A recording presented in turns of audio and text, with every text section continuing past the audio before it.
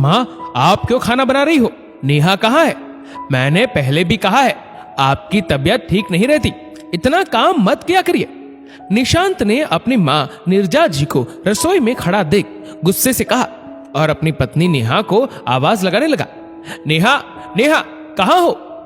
अरे बेटा, इतना हल्ला मत मचा, बहू की तबीयत ठीक नहीं थी, इसलिए मैंने ही कहा है उससे आराम करने के लिए, वो तो जा ही नहीं रही थी।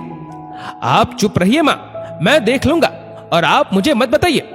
इस घर में क्या होता है हर बात पर नजर रहती है मेरी, और मुझे पता है नेहा को घर के कामों में बिल्कुल दिलचस्पी नहीं है, इसलिए घर के सभी कामों के लिए मेड लगा दी है, बस खाना ही बनाना पड़ता है।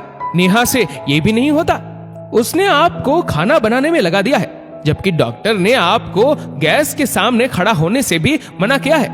आपका कीमो सेशन चल रहा है, आपको एहतियात बरतने की जरूरत है।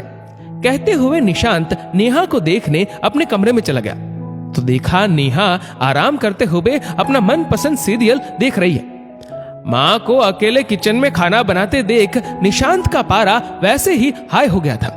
अब नेहा को सीरियल देखता देखकर वो समझ गया कि माँ घर में शांति बनाए रखने के लिए झूठ बोल रही है। नेहा की तबीयत खराब नहीं है, बल्कि हमेशा की तरह उसने जानबूझकर बीमार होने का बहाना बनाकर माँ को काम में लगा दिया है। माँ तो बस हमेशा बेटे बहू को खुश रखने के लिए और घर की सुख शांति बनाए रखने के लिए कुछ नहीं कहती, बीमार होते हुए भी जो भी काम बन पड़ता करती रहती। निशांत नीरजा जी का इकलौता बेटा है। अभी कुछ समय पहले ही उनके पति का बीमारी में निधन हो गया। नीरजा जी अपने बेटे बहू के साथ रहती है। निशांत अपनी माँ से बहुत प्यार करता है और उनका बहुत ध्यान रखता है, लेकिन उसकी पत्नी नेहा को यह सब पसंद नहीं आता।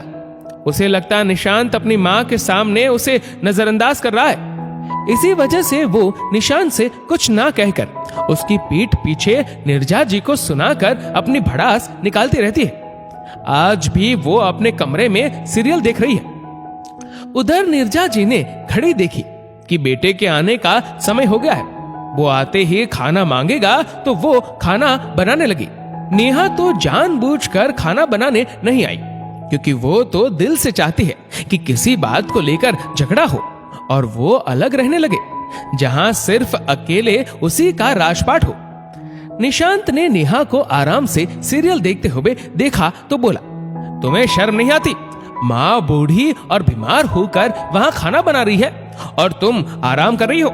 उन्हें अपने बेटे के खाने की चिंता है, लेकिन तुम्हें अपने पति के खाने की कोई चिंता नहीं है, फिर अपनी बराबरी माँ से करती हो। तुम्हारी माँ एक दिन जरा सा खाना क्या बना रही है तो इतना शोर मैं रोज खटती हूँ वो नहीं दिखता तुम्हें? तुम्हारी नजरों में मेरी कोई कीमत नहीं।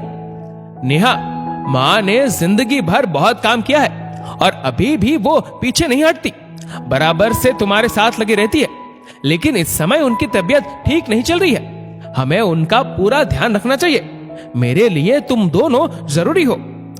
तुम्हें ऐसा क्यों लगता है कि तुम्हारी कोई कीमत नहीं है? क्या मैंने कभी तुम्हें अपमानित किया या माँ ने कभी तुम्हारी कोई शिकायत की? बल्कि वो तो मुझे ही डांटती रहती है और कहती है बहू तो मेरा बहुत ध्यान रखती है, अपनी बेटी होती तो वो भी नहीं रखती। थोड़ा बहुत आराम तो उसे भी चाहिए। समय के साथ जिम्मेदारियों को संभालना भी आ जाएगा। जब तक मेरा शरीर चल रहा है कर देती हूँ, मेरे लिए भी अच्छा रहता है।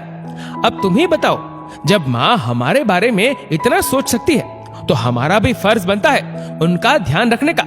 मैंने कुछ गलत कहा क्या? निशांत ने नेहा से पूछा। नहीं निशांत, तुम गलत नहीं हो।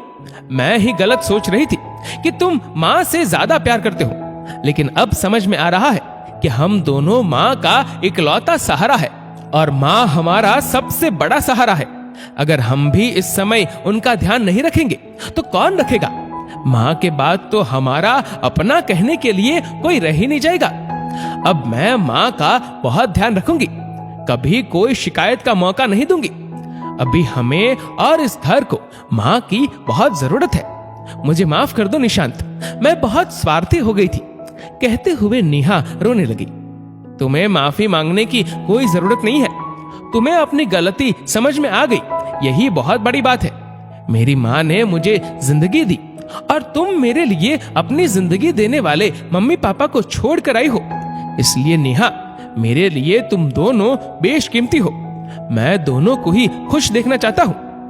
तब तक नीरजा जी भी वहां आ गई और बेटे बहू को खुश देखकर उन्हें भी बहुत खुशी हुई, क्योंकि वो तो हर तरह से अपने बच्चों को खुश और घर में सुख शांति चाहती थी।